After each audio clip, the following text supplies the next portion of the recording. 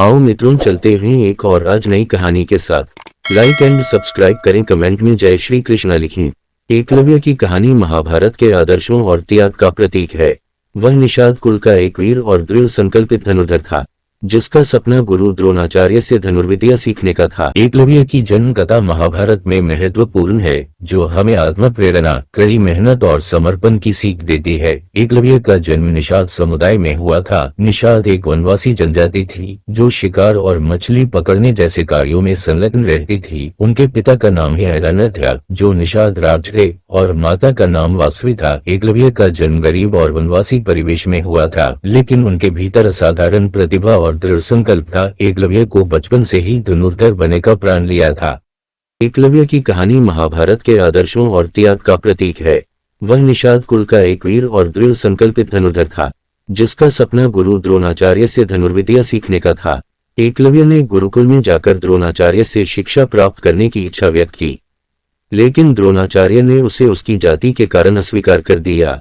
वे केवल राजकुमारों को ही शिष्य बनाना चाहते थे, इसलिए एकलव्य को शिक्षा नहीं मिली। इस अपमान ने एकलव्य को निराश तो किया, लेकिन उसने हार नहीं मानी। उसने द्रोणाचार्य की एक मूर्ति बनाई और उसी को अपना गुरु मानकर जंगल में कठोर अभ्यास करना शुरू कर दिया। अपने दृढ़ संकल्प और तपस्या के बल पर वह अद्वितीय धनुर्धर बन गया।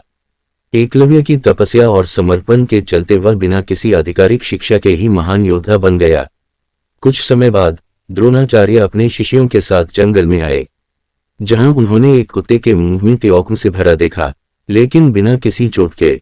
यह देखकर द्रोणाचार्य हैरान रह गए और उन्होंने जानने की कोशिश की कि ऐसा अद्भुत कार्य किसने किया है। जब उन्हें पता चला कि यह एकलव्य का काम है, तो द्रोणाचार्य ने उसे बुलाया और उसकी धनुर्विद्या की प्रशंसा की। लेकिन द्रोणाचार्य को भय हुआ कि एकलव्य उनकी शिक्षा से श्रेष्ठ धनुर्धर बन जाएगा, जिससे उनके प्रिय शिष्य अर्जुन को प्रतिस्पर्धा का सामना करना पड़ेगा। तब द्रोणाचार्य ने गुरु दक्षिणा के रूप में एकलव्य से उसका दाहिना अंगूठा मांगा। एकलव्य, जो द्रोणाचार्य को अपना गुरु मान चुका था, बिना कोई प्रश्न पूछे अपने दाहिने हाथ का अंगूठा काटकर द्रोणाचार्य को समर्पित कर दिया। इसके बाद वह कभी अर्जुन जैसा महान धनुर्धर नहीं बन पाया, लेकिन उसका त्याग और गुरु भक्ति एक उदाहरण बन गया। एकलव्य की कहानी त्याग, समर्पण और गुरु के प्रति अटूट भक्ति का प्रतीक है। वह न केवल अपनी मेहनत और दृढ़ संकल्प के लिए जाना जाता है, बल्कि उस बलिदान के लिए भी जिसे उसने अपने आदर्शों के लिए खुशी खुशी स्वीकार किया। महाभारत के मुताबिक श्री कृष्ण ने युद्ध के मैदान में एकलव्य को मार डाला था। श्री कृष्ण ने ऐसा पांडवों के हित में किया था।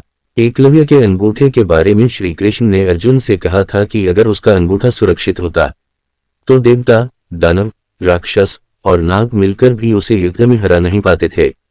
एकलव्य के बारे में कुछ और बातें। एकलव्य राजा हिरण्यधनु के पुत्र थे। उनका मूल नाम अभिमन्यु था। एकलव्य ने गुरु द्रोण को अपना अंगूठा गुरु दक्षिणा में दिया था।